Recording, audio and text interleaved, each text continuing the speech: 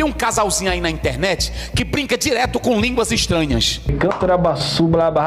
Você vai poder levar 50 ml para casa de água. É o suficiente. Ah, bispo, você só quer 1 litro. Não, você vai levar 50 ml por R$1.000. É o suficiente para o milagre acontecer na sua vida.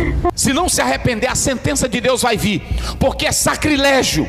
Meu querido Brasil, o vídeo de hoje é sem dúvida alguma uma das mais severas oposições a um pastor fundamentalista chamado Osiel Gomes, que está simplesmente protestando contra um casal de atores que retratam a vida religiosa como ela é. E o pastor está simplesmente se sentindo ofendido, inclusive querendo que os deputados da laia dele criem leis contra a liberdade de expressão e pensamento artístico, principalmente contra o pensamento que contraria a fé religiosa dele, a fé particular. Tinha que ter uma lei mesmo.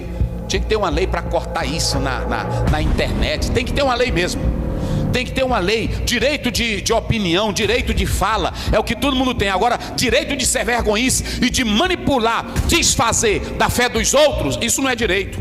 Então, esse pastor está preocupado com a produção artística do casal, que faz representações fiéis dos pastores que vendem água, que vendem a terra de Israel, que vendem pedaço da cruz de Cristo, mas não está nada preocupado com os seus colegas, pastores que extorquem e esfolam fiéis, criando táticas, inclusive, para arrancarem os dízimos e as ofertas desses pobres coitados, como Silas Malafaia faz. Eu já testei todos os processos de tirar a oferta e vou dizer qual é o processo mais eficaz.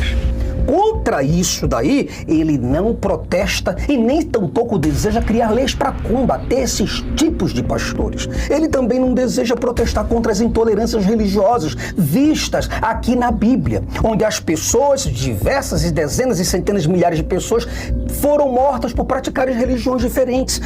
A indignação, Brasil, infelizmente, a indignação seletiva de certos líderes religiosos, como o pastor fundamentalista em questão, o Osiel, que eu falei para vocês, é um retrato fiel da hipocrisia que assola o meio religioso.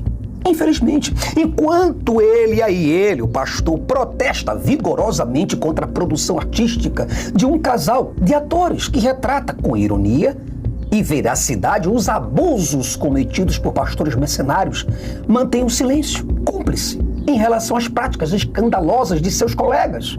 Porque ele não mete a boca aí para falar dos colegas dele? Porque não dá. Se eu falar dos meus colegas, se eu falar dos presidentes, dos seus erros, como o João Batista fez, aí eu perco a oportunidade de estar pregando nas igrejas e ganhando o meu por fora, ganhando aquilo que Deus tocar no coração dos pastores para me dar e eu comer. Eu não posso falar dos meus colegas. O pastor, quando me pergunta qual é o seu cachê, eu digo, pastor, não tem um cachê. O senhor me dá a oferta que o senhor sentir no seu coração. Essa, sem dúvida, é uma postura que revela não apenas incoerência da parte desse pastor e de outros, mas também, Brasil, uma perigosa tentativa de censurar. A tentativa ou censurar e manipular a sociedade em favor de seus próprios interesses. Esse pastor, sentindo-se ofendido pela forma como sua fé está sendo representada, ele clama por leis que limitem a liberdade de expressão e pensamento artístico, como nós vimos nesse vídeo aí, ó. Tem um casalzinho aí na internet que brinca direto com línguas estranhas.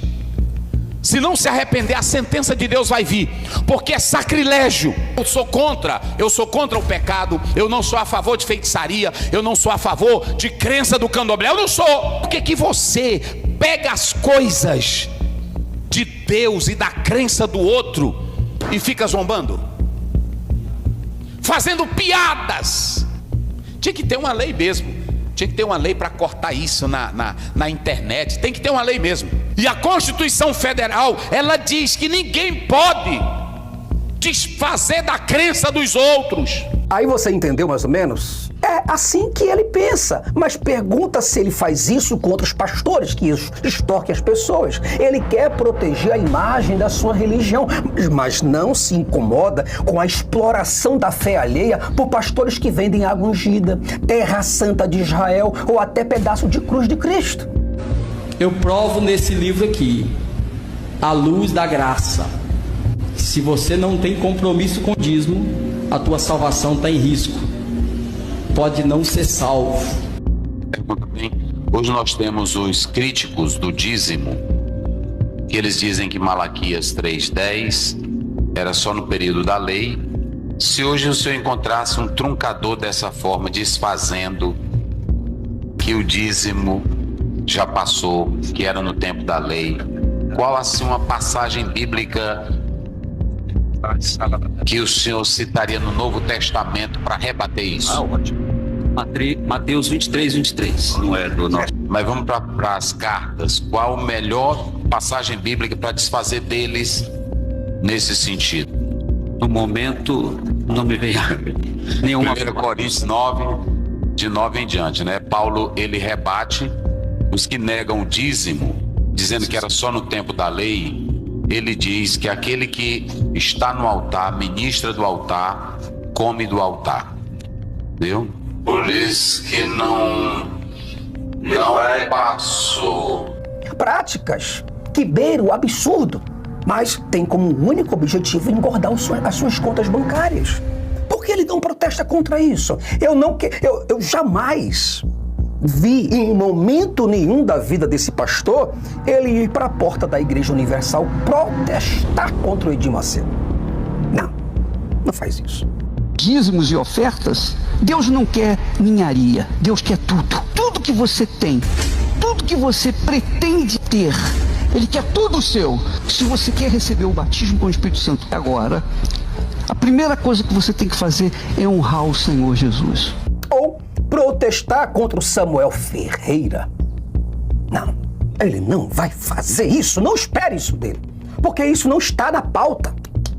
Não está na agenda dele protestar contra presidentes de grandes organizações, porque isso queima o filme de pregação dele. Entende? Porque ele não vai lá na porta da Igreja Universal e tantas outras protestar contra o pecado de heresia, de blasfêmia, como João Batista fez. E ele não quer ser mais João Batista. Aí ele quer falar sobre teologia, sobre história da igreja, ele quer falar sobre doutrinas. Ele quer mostrar que a Bíblia, que ele tem comprometimento com as Escrituras e não tem nada. É falso o seu discurso. Não tem espiritualidade nenhuma. Não tem poder algum em suas mãos. Tudo mentira. Então por que você, pastor, não luta contra os preconceitos dos reis? Dos reis, exatamente isso. Dos sacerdotes, dos juízes e dos guerreiros dos antigos israelitas que dizimaram milhões de pessoas. Simplesmente e unicamente porque elas eram de outras religiões, e isso está na sua Bíblia. Você do outro lado, pastor, você fala que o casalzinho chama de casalzinho, como você vê aí, ó. Tem um casalzinho aí na internet. Você entende, Brasil? É exatamente isso. Agora veja o que foi que Elias fez. Elias está aqui, escrito na Bíblia dele. Ele sabe exatamente onde está escrito. Elias, ele fez isso. Ele zombou, escarneceu de outros religiosos e também dos seus deuses. E além de escarnecer, além de zombar dos deuses dos outros religiosos, Elias fez isso. Ele exterminou quase 1000 religiosos por intolerância, por pura intolerância. Aí eu pergunto para você, por que esse pastor que chamam de casalzinho os artistas, posso chamá-lo de pastorcinho, por que ele não protesta contra isso? Ele quer dar razão a Elias. Ele quer dar razão a Elias por zombar. Elias zombou dos profetas das outras religiões. Eu não vou mangar de quem acredita naquilo ali. É um direito dele. Mas a gente não pode zombar de você porque é intolerância religiosa. Não pode, enquanto ele tem um livro e esse livro está mostrando, deixando bem claro que pessoas devem morrer por chamarem você para ir para uma outra religião. Você deve exterminar, você deve executar essa pessoa que te chama para outra religião. Por que ele não protesta contra isso?